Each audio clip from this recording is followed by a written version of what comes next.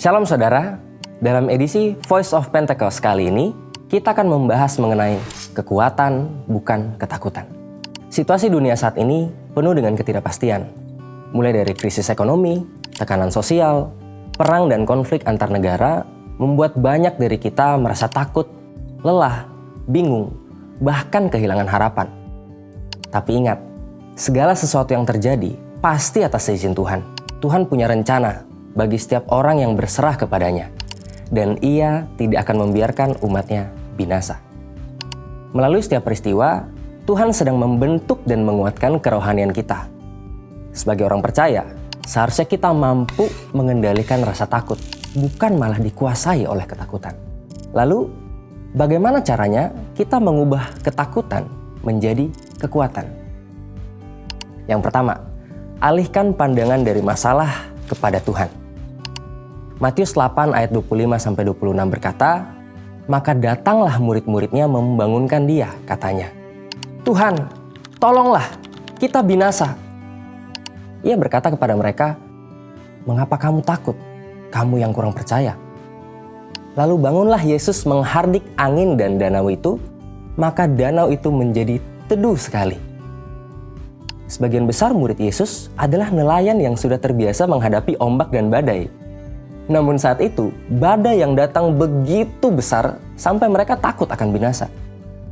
Ini jadi pelajaran buat kita.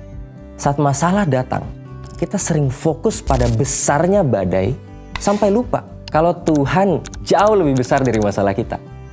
Sebagai murid Yesus, kita belajar untuk tetap tenang dan percaya bahwa Tuhan memegang kendali. Bahkan Tuhan Yesus sendiri pernah merasa takut saat berdoa di Taman Getsemani. Namun di tengah ketakutan itu, ia tetap memandang kepada Bapa. Jadi yang terpenting bukan seberapa besar masalah yang datang, tapi seberapa besar Tuhan yang menyertai kita. Yang kedua, tetap dalam hadirat Tuhan. Dalam Markus 6 ayat 49-50 menceritakan suatu malam para murid sedang bersusah payah mendayung melawan angin sakal. Tiba-tiba mereka melihat Yesus berjalan di atas air dan mereka pun menjadi sangat ketakutan karena mengira Yesus adalah hantu. Saat Yesus mendekat kepada perahu dan murid-muridnya mendengar suaranya, "Tenanglah, aku ini, jangan takut." Maka badai reda dan ketakutan pun diusir. Setelah Yesus naik ke atas perahu, angin kencang pun tiba-tiba berhenti dan mereka dapat melanjutkan perjalanan hingga tiba di tepi pantai dengan selamat. Saat Tuhan hadir dalam hidup setiap orang percaya, maka semua badai hidup yang membuat ketakutan akan diubah menjadi damai sejahtera dan kekuatan. Rasul Paulus menasihati di dalam 2 Timotius 1 ayat 7, "Sebab Allah memberikan kepada kita bukan roh ketakutan, melainkan roh yang membangkitkan kekuatan, kasih, dan ketertiban." Dari ayat ini kita belajar bahwa Roh Kudus memberikan kita damai sejahtera dan mengusir roh ketakutan di dalam setiap orang percaya yang tetap tinggal di dalam hadirat Tuhan. Yang ketiga, melangkah maju bersama Tuhan. Pemazmur menulis, "Tuhan menetapkan langkah-langkah orang yang hidupnya berkenan kepadanya." Mazmur ini memberikan gambaran indah tentang pemeliharaan Allah yang setia atas siapapun yang mau berjalan bersamanya.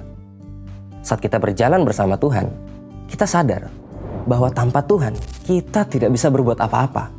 Melangkah bersama Tuhan berarti melibatkan Tuhan dalam setiap aspek kehidupan kita dan percaya bahwa Dia memegang kendali penuh.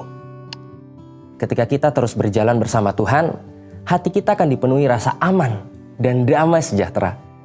Ketakutan perlahan digantikan dengan keberanian dan kekuatan. Sebagai manusia, rasa takut itu wajar. Tetapi jangan sampai ketakutan menguasai hidup kita. Kita bisa mengubah ketakutan menjadi kekuatan dengan cara tetap fokus kepada Tuhan, tinggal dalam hadiratnya, dan terus melangkah bersamanya. Untuk penjelasan lebih lengkap dari tim teologi kami, silakan scan QR Code yang tersedia atau buka website kami di gbigatsu.id. Tuhan Yesus memberkati.